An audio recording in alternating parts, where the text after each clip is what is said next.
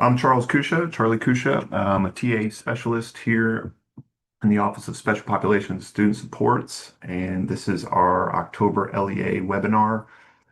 If you like to follow along at all, you can come to our special education, and then below that, we have our special education webinars and newsletters. And if you just scroll down, we try to post the webinar agenda and presentation uh, uh, few days in advance. Uh, Today we have Mandy Young, Lori Morell, and Angel Morales. And then not on here, we also have Nathan Poland going to be presenting. And I will stop sharing and hand this over to Mandy. Hello, good afternoon, everyone. My name is Mandy Young, and I am a Special Education Technical Assistance Manager here at Texas Education Agency. And one of the work streams that I oversee is early childhood special education. And I wanted to shout out a grant that has been posted. So I'm sharing my screen. Is my screen sharing? Everybody can see it? Okay, good, thanks.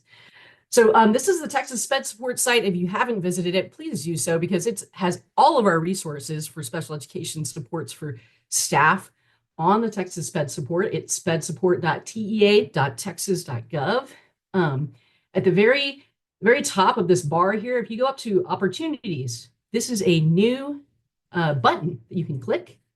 And there are professional opportunities and grant opportunities here. And I wanted to just point out this Empowering ECSE Educators to Improve Student Outcomes grant cycle 2 for 25-26. So we had this grant last year. It was very popular, and we have it again this year. On this website, you can see it gives you more information about the grant overview. It talks about who can apply, which are ESCs and LEAs. The trainings, the two areas that you can apply for are trainings that focus on behavior management, inclusive opportunities, and then also funding to support pre-kindergarten teachers with dual certification in special education.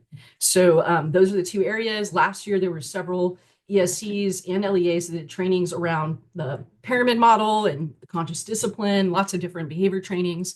And then there were several people who also got duly certified.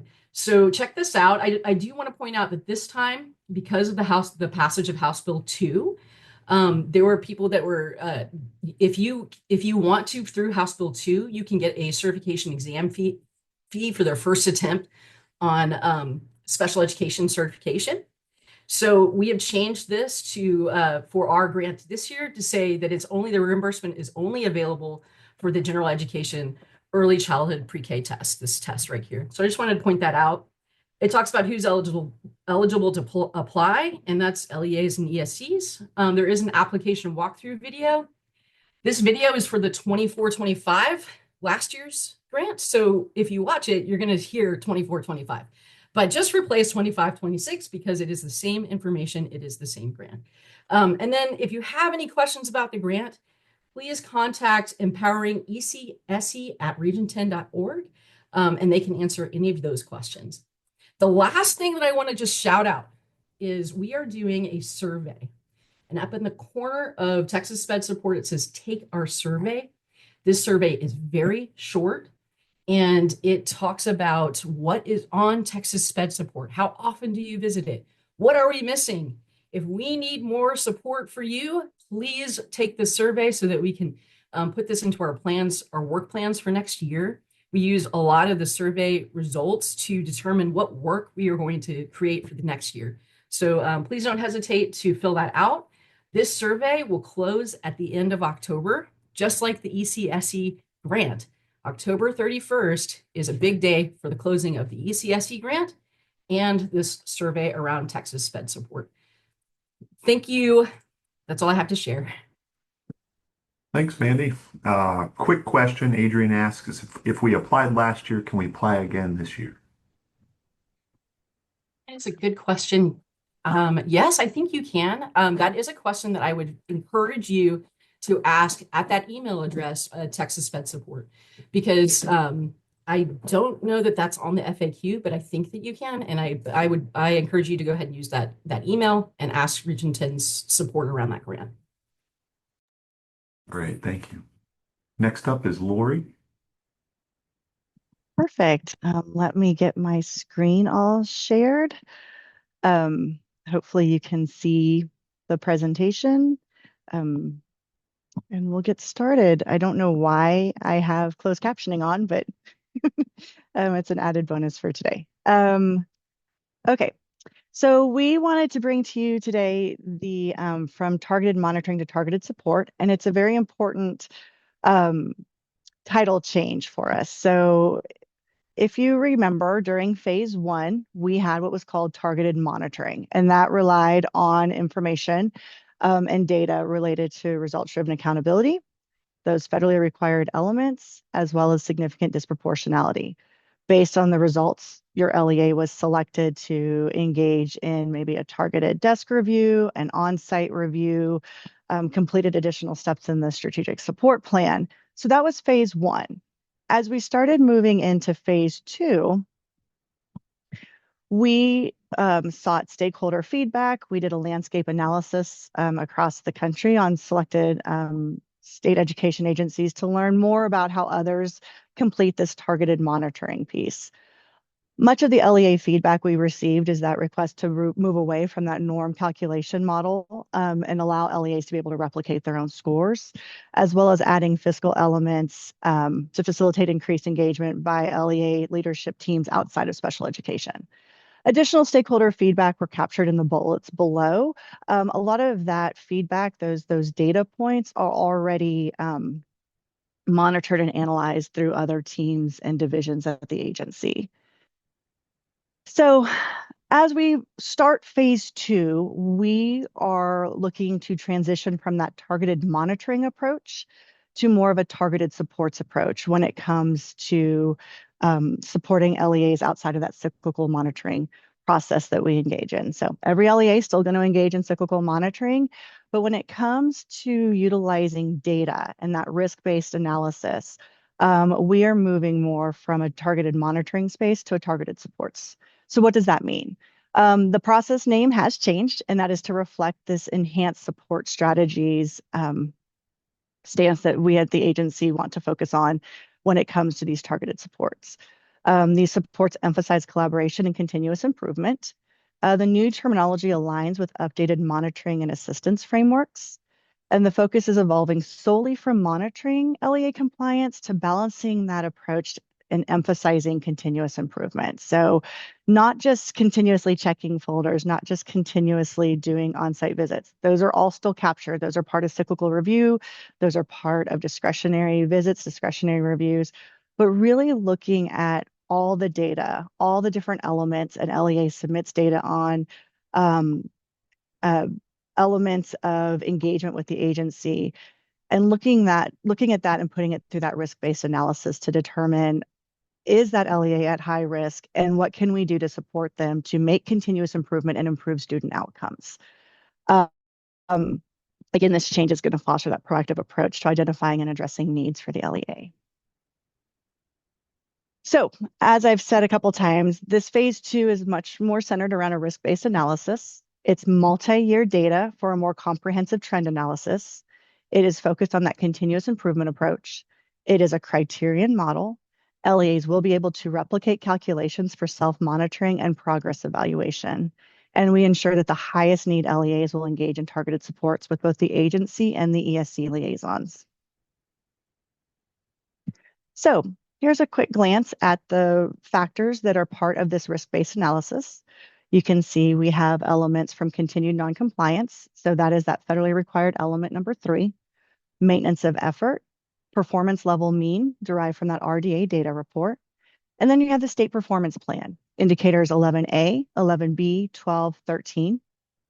Federally required element 2, which relates to that valid, timely submission of data, dyslexia screening exception codes, and then we add a rule-based model for any LEA who meets the following criteria. So when it comes to that rule-based risk factor, we are looking at the RDA determination level of the LEA. As you know, TEA assigns a determination level for each LEA every year. Those levels range from meets requirement, that DL1, to needs assistance, needs intervention, and needs substantial intervention. LEAs who are included under that rule-based risk criteria, if they have a previous year determination level of a 4 or a 3 for 2 to 4 of those past consecutive years that are captured in that multi-year data analysis. That risk factor, if they meet one of those determination level rule-based risk criteria, then they are assigned an additional points to those weighted points you saw on the previous screen. So when it comes to this risk calculation, this is new. We went from using those 3 elements of data as we've done in phase 1 for targeted monitoring to this risk calculation where we utilize a threshold-based multi-year weighted composite score, which the purpose of this model is to identify high-risk LEAs. We provide the sum of the weighted factor scores across multiple years, which is used to calculate a weighted total composite score for each LEA. That score is then combined with a value based on the LEA's past determination levels 3 and or 4 when applicable. That combined score creates a total risk composite score, which is the sum of the weighted scores for each year. LEAs with a score exceeding a frozen threshold are flagged for risk-based targeted supports, and those supports are provided both by the agency and the ESC liaisons. So the improvements we are aiming for with this new targeted supports model is that it does leverage that multi-year data for a comprehensive trend analysis. It follows that continuous improvement approach, uses a criterion-based model rather than a normed comparison. It enables LEAs to replicate calculations for self-monitoring and progress tracking, but it also allows us to demonstrate field improvements to stakeholders. So with this continuous improvement approach and being able to routinely engage and look at those multi-year data trends, we're able to show when there has been improvements. Activates targeted supports when unique circumstances or emerging data warrant intervention. And it aligns TEA support with the SPED lever self-assessment tools, data analysis, and targeted technical assistance. So some of you may be familiar with SPED, which is that special education performance diagnostic. This is actually a resource that is currently in development and testing and will go live across the state in the 26-27 school year. For now, we are in the process of field testing various elements of it, and many LEAs engaged in some pilot testing in the 24-25 school year. So the Special Education Performance Diagnostic provides districts with a framework for understanding the overall health of their special education systems.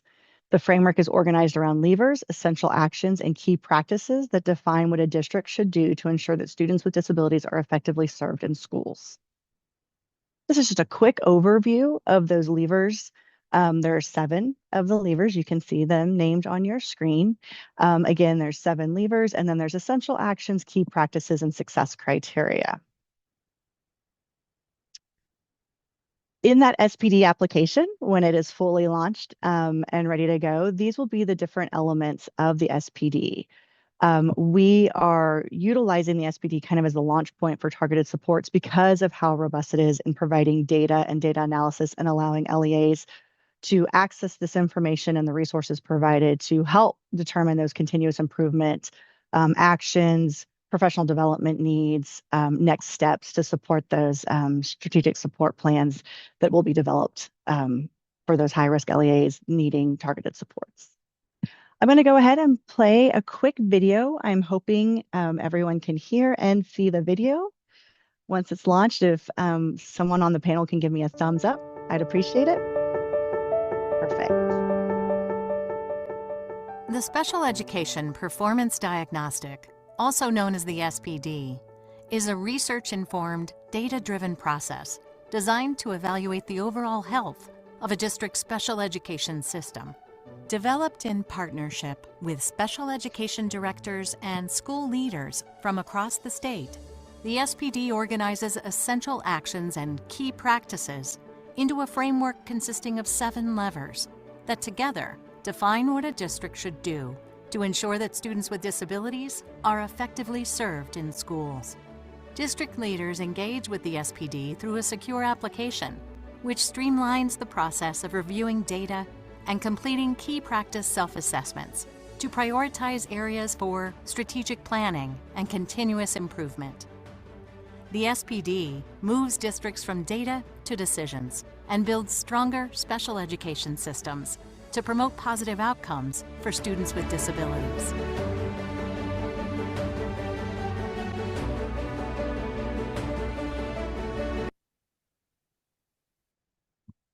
So that was just a little bit about SPD, and that you will hear more, learn more throughout the course of the 25-26 school year. And then, of course, it'll go into full launch on the 26-27 school year. I'm just wanting to confirm that you guys can see my screen still with the presentation. Perfect. So what does this mean for the 25-26 school year? This is a transition year for us when it comes to these targeted supports. So what to expect? We will be field testing both the targeted supports as well as the SPD application in what we're calling a field test. The LEAs that will participate in this field test will be the LEAs who, if we ran the risk-based analysis this year using the past 4 years worth of data, would flag as at high risk. So those LEAs will be outreached towards the end of November with additional information, details, training sessions, support sessions. We're doing this to allow us to analyze that risk-based data, incorporate these SPD key practice self-assessments, implement targeted supports, but also gain real-time feedback from users who would be expected to utilize these resources and these supports, to also see how the impact of these targeted supports will support them in their continuous improvement in their development of the strategic support plan. In addition, the SPD application test will the LEAs involved will get to test the snapshot tab, related data tab, self-assessment tab, overall leaver health tab, and resources tab. We see the benefit of combining these two efforts to empower LEAs. The SPD is designed to provide LEAs with data and tools and strong improvement plans. Piloting with the group of LEAs already identified as high risk is that natural fit, since they would be the LEAs needing to engage in continuous improvement. Validation and efficiency. This allows us to validate the use of the SPD in developing that strategic support plan. So by providing all of the resources in the SPD, we can create a more robust living strategic support plan that can extend multiple years to really drive that continuous improvement and make those positive impacts on student outcomes. We also want to provide an opportunity for feedback and alignment to ensure meaningful development, both of the SPD and these targeted supports and the systems that we put in place as the agency. So that is the purpose of us combining these efforts. As I mentioned earlier, end of November, beginning of December, LEAs who are identified as high risk will receive additional information from the agency. In that information notification, there will be several sessions listed for them to attend and learn more, to learn next steps. So the first one to kind of note on your calendar is that if you are identified as an LEA who is high risk, you would be offered the opportunity to attend an information and QA session on December 9th, either at 11 a.m. or 1 p.m. Us knowing how schedules can get stacked in that December month, we will be recording that information and QA session just to allow you to have access to it after the fact. Once we start in January 2026, we will be doing SPD pilot training. There will be 2 sessions. LEAs have to attend one of the offerings of session 1 and one of the offerings of session 2. There's 2 separate dates on there. These will not be recorded. So if you are an LEA that's selected and you receive your notification and you realize you have a conflict, please reach out to the contact in the notification as soon as possible for us to make arrangements to ensure that you get the information needed. If you downloaded this presentation earlier than me presenting today, there has been an edit to the dates because we did realize that there's a conflict with some TSDS trainings that were supposed to happen on the original scheduled dates. So we have revised the dates. We will get this new slide deck uploaded to the webinar postings page so that you guys can have the accurate dates. But these are the accurate dates that are on your screen, not the ones that are in your handout if you already downloaded anything. How it will work is pretty much January till March, we'll be engaging with the SPD tool as well as developing some work sessions, data analysis, root cause analysis, completing certain portions of the strategic support plan as possible, with including a self-assessment that is housed inside of the SPD application. Once those actions are complete, that's when we will just begin the submission of the strategic support plans and then continue working through the additional steps of targeted supports. With that, I am coming to a close on my presentation. There will be additional information coming out over the next few months.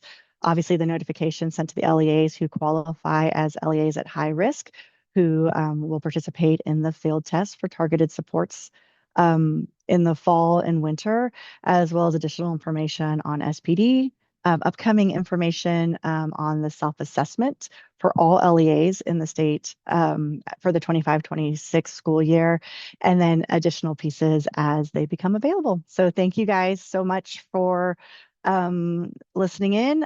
Please feel free to drop any questions in the Q&A so that we can start building our FAQ and Q&A resources on our end as well. Thank you. Thanks, Lori. I think you have a question in there, so take a quick peek. Okay. Just a friendly reminder that this webinar and all of our webinars are recorded, so a lot of great information being presented here. So if you ever want to refer back, please check out those recordings. All right. Our next presenter, I'm going to hand it over to Angel. All right. Well, good afternoon, everybody. What I am going to talk about today is, some of you may know that we have made updates to the Corrective Action Plan template in Ascend. So I kind of wanted to discuss briefly what that would look like for SPP Corrective Action Plans that will be coming around the corner after notifications are sent out identifying the LEAs that were identified with noncompliance for particular indicators. So the Corrective Action Plan will identify the indicators that the LEA was identified for noncompliance. Only responsibility that the LEA will have is completing the root cause.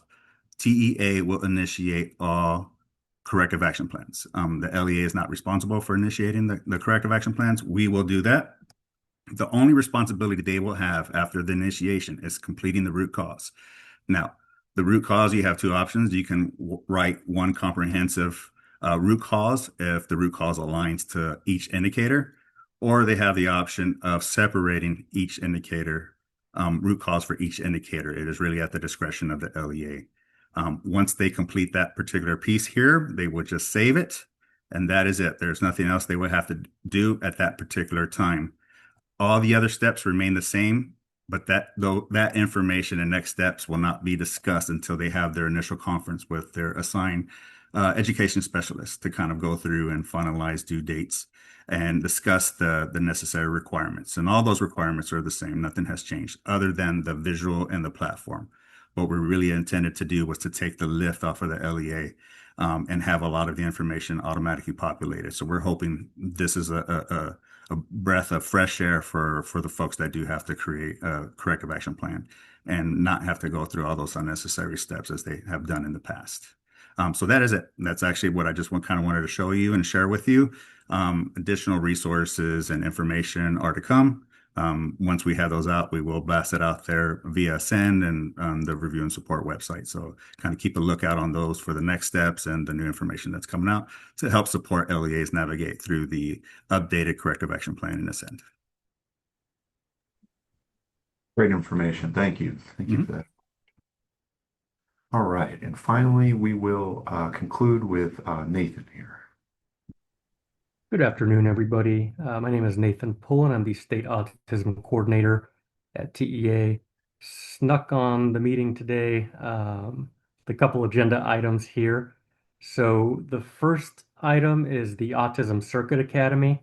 I want you all to know that the application for the spring cohort is open. So I'm going to go ahead and go to topics. There's multiple ways to navigate there on Texas SPED support, but if you go to topics and autism, or you can just search for it, you'll see Autism Circuit Academy here. So as a reminder, in the past, this has historically been a year-long cohort, but we redesigned it this year to have a distinct fall and spring cohort. that cover separate evidence-based practices. So the spring cohort is now open for application. So a reminder, the Autism Circuit Academy is now a semester-long format, and it involves training through coursework, discussion posts with your professional learning community, and follow-up coaching through an ESC coach assigned to you to coach you on a chosen evidence-based practice for students with autism. So it's open for educators in the state of Texas. It's free. It has an application right here. You'll see that the start date is January 1. I should probably change that. That's when folks get access to the content, but it's automated. We don't expect you all to work on January 1st. So it's automated, but I think the real start date is probably that first week back in January. So if you go to that application, you'll have to fill out some information and submit it. We just want to make sure that you meet our criteria, you have access to students, you're an educator in the state, et cetera. And so there's some FAQs at the bottom here. And if you have any questions related to the Autism Circuit Academy, you are always welcome to email this contact address at the bottom of that TSS page. So once again, Autism Circuit Academy Spring Cohort has an application open right now until December 15th of this year. And that'll run January through April. All right. Next piece of information I have for y'all, if I can scoot around the Zoom bar, is I was hoping to have the page built today, but it's not quite ready. But this is kind of breaking news. And so we have a new LEA grant for autism for school years 26-27 and 27-28. Hopefully this week and very soon, I was hoping today, if you navigate to that opportunities page that Mandy showed you earlier, so up here on Texas SPED Support Opportunities, go down to grants. Hopefully you'll see very soon an autism grant here. And it's going to be called the Innovative Services for Students with Autism Grant because the writer language from the legislative session does have the word innovative in it. So we kept the name similar to previous year grants. So for that grant, it'll be available for school districts and open enrollment charters in the state of Texas. And we'll have roughly $10 million available for LEAs in each of those years in the 26-27 school year and 27-28 school year. Collaborations across multiple school districts and open enrollment charters will be prioritized as we have done in previous iterations of this grant. And let me see if there's other information here that I'm okay to share with. Once we build out that page on here, it's going to have kind of the bare bones information related to the grant. And we're going to very soon add an FAQ that we've updated for this grant. And we'll post that and we'll post the link for application. The bigger piece of news to share is that the timeline for the competition will be early spring. Okay, so we're kind of building that as we fly. It was a little bit of a surprise that we had these funds appropriated out of the legislative session. So we're hoping early January for a application open date for LEAs to apply. Okay, so keep coming back, keep checking. We'll share it out through multiple outreach mechanisms that we have. But once this page gets built, we'll send it out, we'll share it out. Just keep looking, keep checking back. We should have more information about this grant available almost kind of on a weekly basis for the next couple of weeks until we have everything set. All right, so that's the bigger piece of news. Autism grant for LEAs available for school years 26-27, 27-28. Competition open date early spring of 2026. Thank you all. Thank you, Nathan. Type of breaking news I like to hear about. All right. At this time, I would just like to thank our presenters today for presenting and thank our audience for attending. Again, this webinar is recorded. This time I'm going to stop recording.